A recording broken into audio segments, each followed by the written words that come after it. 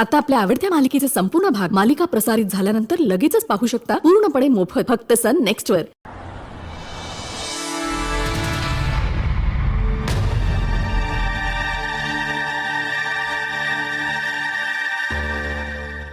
ते वसुधाचं काय सामान कपडे वगैरे ते सगळं बॅगेत भर पटकन.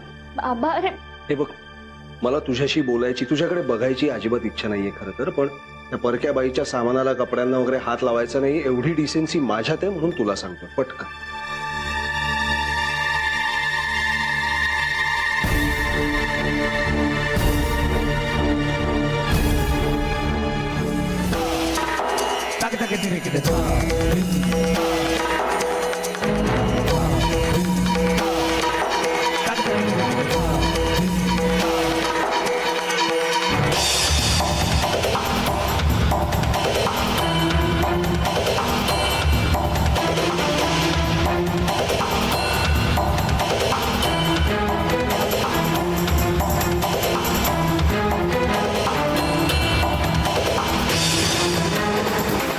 झालं सोड.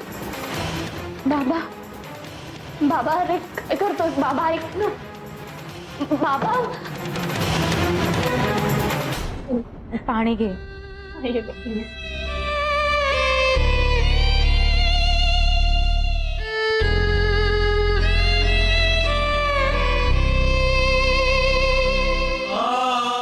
बरं वाटतंय ना ग?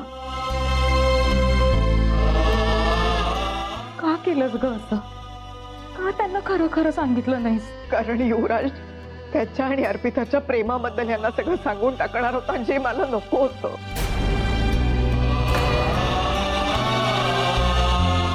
पण का? अहो पण आम्हाला खरं सांगू द्यायला हवं होतं तुम्ही. आता आता सरांची तब्येत आधीपेक्षा बरी झालीये. माझ्या आत्याने येऊन जो काही तमाशा केलाय ना तो सुद्धा सहन केलाय त्यांनी, म्हणून मला असं वाटतं की हीच योग्य वेळ होती. अहो अजून किती लपवाछपी करणार होता आपण? युवराज आता हे आम्हा सगळ्यांवर चिडलेले आहेत. एक तूच असायस ज्याच्याशी ते किमान बोलतायत तरी. अरे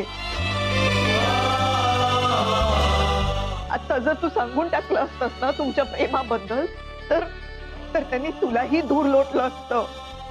आणि मग यांना काही झालं दुखलं खुपलं तर कोण बघणार आहे त्यांच्याकडे? एक युवराज असा आहे जो त्यांची काळजी घेऊ शकतो ना. हे मात्र खरंय, गौतम तापट आहे, पण होईल थोड्या दिवसांनी त्याचा राग शांत होईल. तो प्रियाशी पण बोलेल आणि सगळं ठीक होईल. बाबा एकदा बरे झाले ना मग सांगूयात आपण त्यांना सगळं. मंजू बाबाने मला वसुधा मावशीच्या कपाटातून सगळे तिचे कपडे बाहेर काढायला लावले आणि ते सगळं घेऊन तो खाली गेलाय. मला माहिती नाही तू काय करतो. प्लीज चला ना लवकर, प्लीज चला, प्लीज युवराज चल.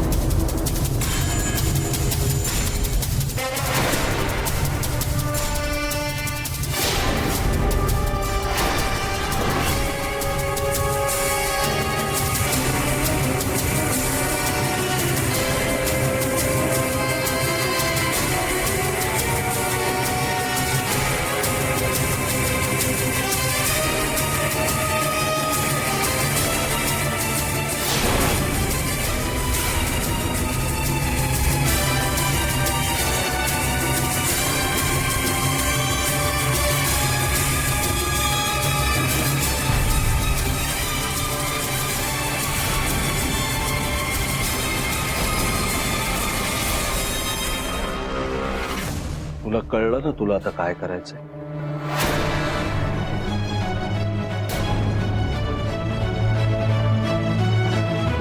भाऊजी जे काही घडलं लग्नात ते काही तुमच्या विरुद्ध कट नव्हता केला कोणी. आणि मी जे काही केलं ना ते अर्पिताच्या भल्यासाठीच केलं. अगं वसुधा बास ग, बास ना. आजपर्यंत तुझ्या खूप चुका, तुझ्या तुझ्या अनेक गोष्टी पोटात घेतल्यात ह्या घराने. पण त्या लग्नात जे काही घडलं त्यामध्ये तुझा सगळ्यात मोठा हात होता हे कळलंय का आता? आता हे नाही. आणि हो, हे माझं घर आहे, त्यामुळे मला हा अधिकार आहे. केवळ तू शुभदाची बहीण आहेस म्हणून तुला धक्के मारून हाकलून देत नाहीये. ताबडतोब इथून चालती हो.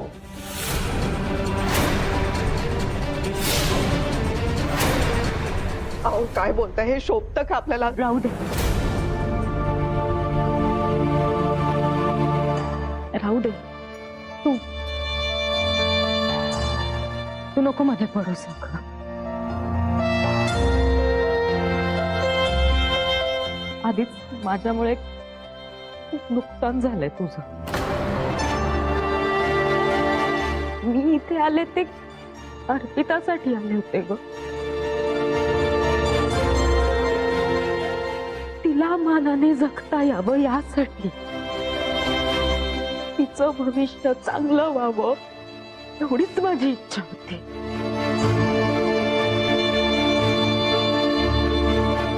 आणि झाली ती पूर्ण झाली. आणि काय आहे ना, आजवर ही वसुधा मानाने जगली आहे. माझं गाव आहे माझ्यासाठी. तिथे मानाने जगेन मी.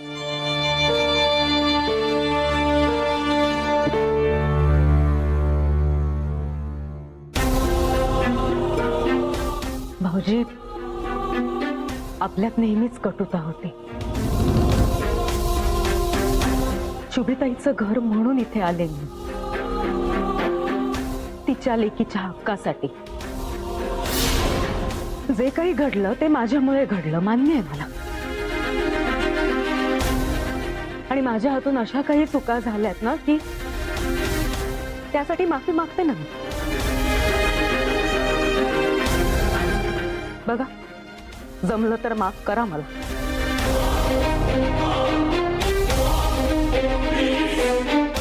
पण अर्पिता आणि युवराजचं लग्न ही चूक नाहीये.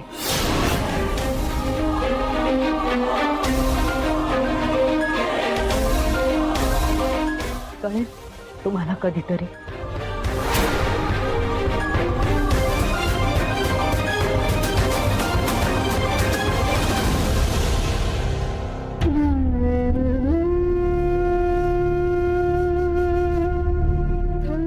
ताई, तुला माहितीये मी जे काही केलं ते योग्यच केलं.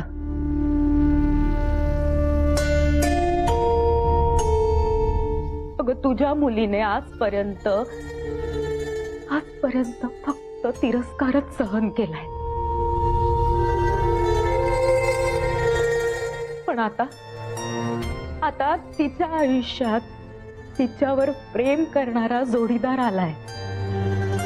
त्यांचा संसार सुखाचा व्हावा यावर आता तू लक्ष ठेवायचं.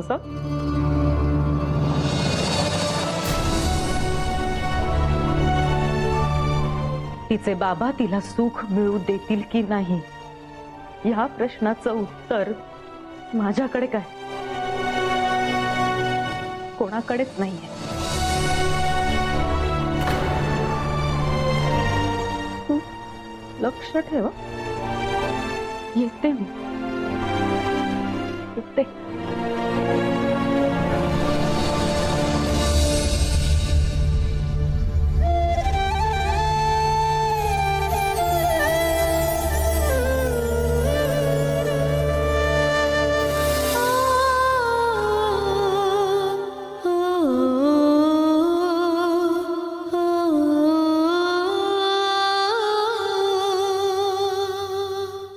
हा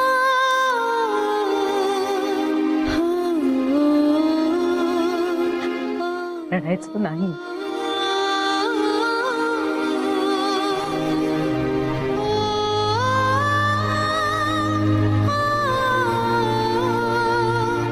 येते मी, पण एक लक्षात ठेवा भाऊजी, मी कुठेही असले ना तरी माझं लक्ष इथेच असेल. ज्या क्षणी मला कळेल की अर्पिताला तुमच्यामुळे त्रास होतोय, त्या क्षणी ही वसुधा परत येईल आणि वसुधा जे बोलते ते करून दाखवते.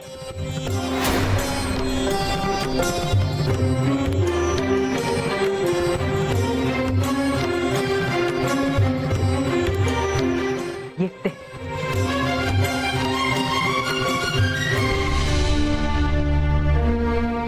अर्पिताची काळजी घ्या.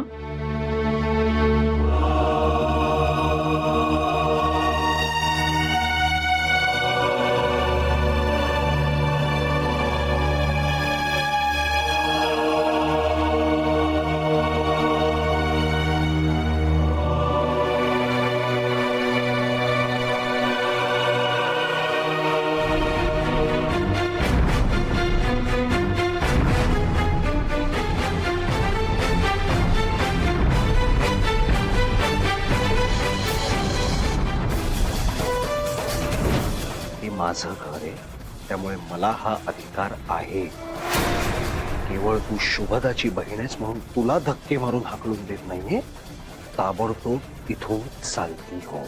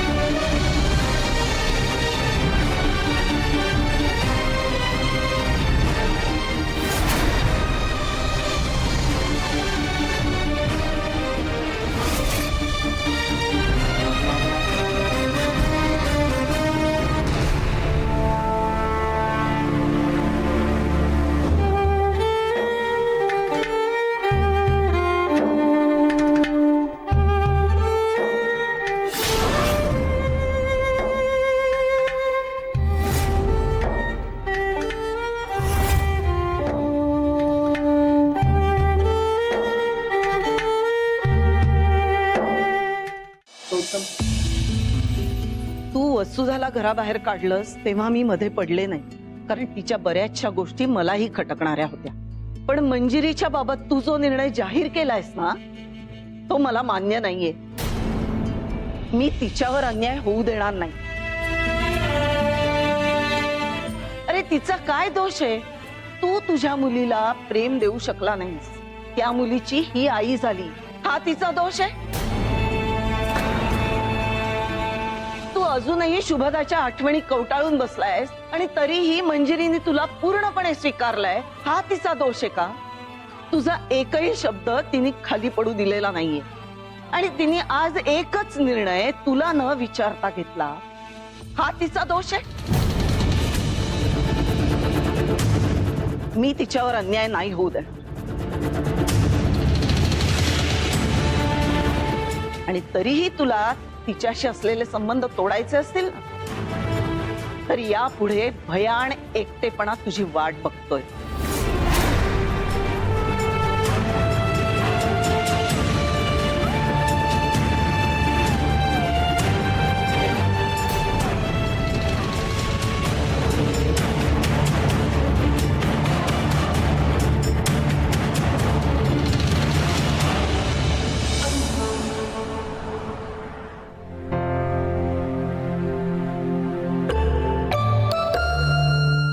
काय झालं का तोंड पाडून बसायला? अगं अशी तोंड पाडून का बसली आहे? तुम्हाला काय करायचं त्याच्याशी? आता सरळ उत्तर देणारच नाहीयेस का तू? सरळ उत्तर हवंय तुम्हाला? हो मग देते. आता मी तुम्हाला जे काही सांगणार आहे त्याने तुम्हाला खूप आनंद होणार आहे. वसुधाताईंचा फोन आला होता. काय म्हणाली ती? गावाला चालल्यात त्या. गौतमरावांनी त्यांना घराबाहेर काढलंय. काय सांगतेस? खरंच? म्हणजे गौतमने तिला घराबाहेर काढलं? अरे अरे ही तर आनंदाची बातमी आहे. देवा परमेश्वरा, अरे पावलास रे बाबा, पावलास. नवस न बोलताही पावलास. धन्य आहे देवा. आता हा आनंदाचा दिवस तुझा हा गोड प्रसाद खाऊनच साजरा करतो. हे घे, घे, घे, घे, घे. लक्ष्मी हे घे, हे घे तोंड गोड. अहो नकोय मला. तोंड गोड कर, आनंदाची बातमी आहे, कर. काय करताय हे? इतकं एवढी आनंदाची बातमी दिली. ही कोणती? तन्वी, रेणुका, बाहेर या, बाहेर या पटकन. आणि या पटकन, आनंदाची बातमी आहे. अरे काय झालं? घे घे, पेढे घे. पिढी कशाबद्दल? तोंड गोड कर आधी. अगं आनंदाची बातमी आहे. अरे पण काय झालं? अगं त्या गौतमनी त्या शकुनी मावशीला म्हणजे वसुधाला घरातनं बाहेर हाकललं. मग आहे की नाही आनंदाची बातमी? बघितलास लक्ष्मी, रेणुका, त्या गौतमचा कान उघडण्याचा फायदा बघितलास? झाला की नाही माझा विजय? आता तो माझ्या मुलाचं त्या अपशकुनी मुलीबरोबर झालेलं लग्न मोडतो की नाही बघत. दादा, विजय तुझा नाही, विजय माझा झालाय. तुझा कसला विजय ग? अरे मीच गेले होते त्या जागीरदारांकडे. ते वसुधाचं असं भांड फोडलंय ना, तुला सांगते दादा. अरे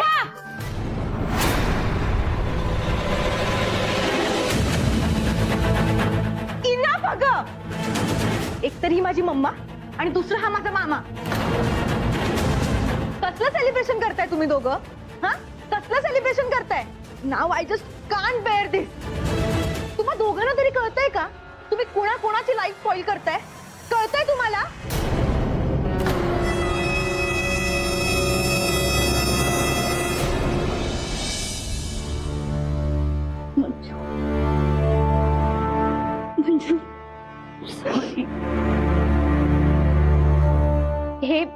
हे सगळं ना फक्त माझ्यामुळे झालं.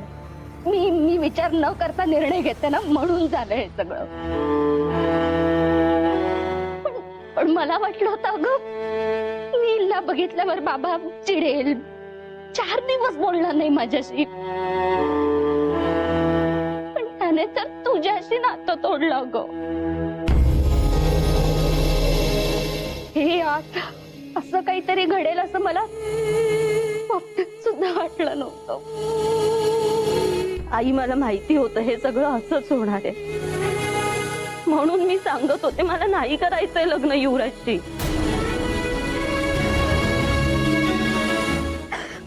म्हणून हट्टाला पेटले होते ग मी की पियू आणि युवराजचं लग्न होऊ द्यात. बाबांची सुद्धा तशीच इच्छा आहे.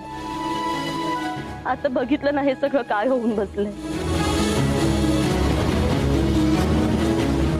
पियू आणि युवराजचं लग्न होऊ द्यात. बाबांची सुद्धा तशीच इच्छा आहे. आता बघितलं ना हे सगळं काय होऊन बसलंय.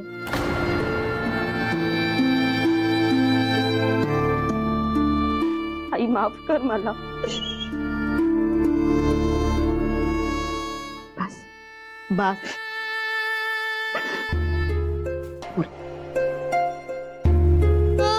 रडणं बंद.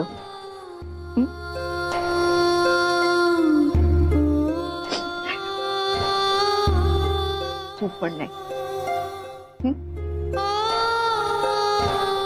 आता मी एक ठरवलंय. इथून पुढे या घरात कोणीही रडत बसणार नाहीये. आपली चूक नाहीये ना. मग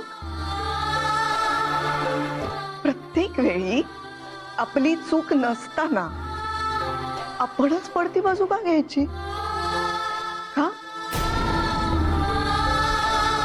नाही घ्यायची? नाही ना.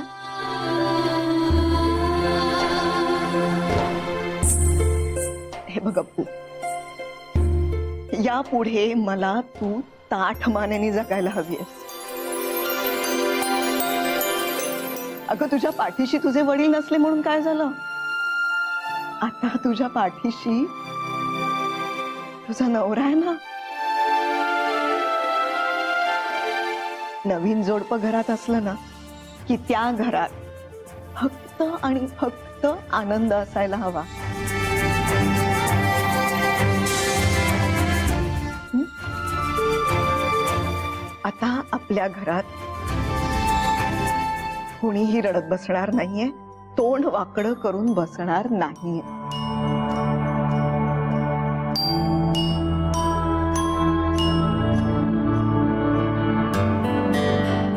आमच्या नात्याची तुम्ही काळजी करू नका. आमच्या संसाराने खूप चढ उतार बघितले.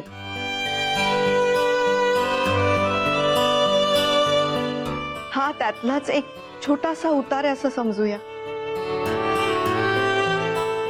यांना लाख वाटतंय यांनी माझ्याशी संबंध तोडलेत, पण आमचे संबंध तोडणं हे इतकं सोपं नाहीये.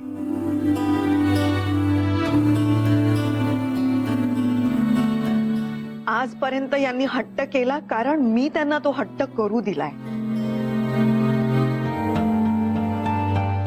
आता गौतम जहागीरदार बघतील,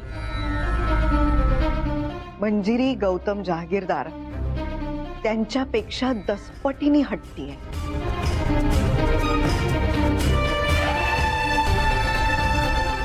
यांचा दुरावा मी सहन करीन, पण चेहऱ्यावर हसू ठेवू.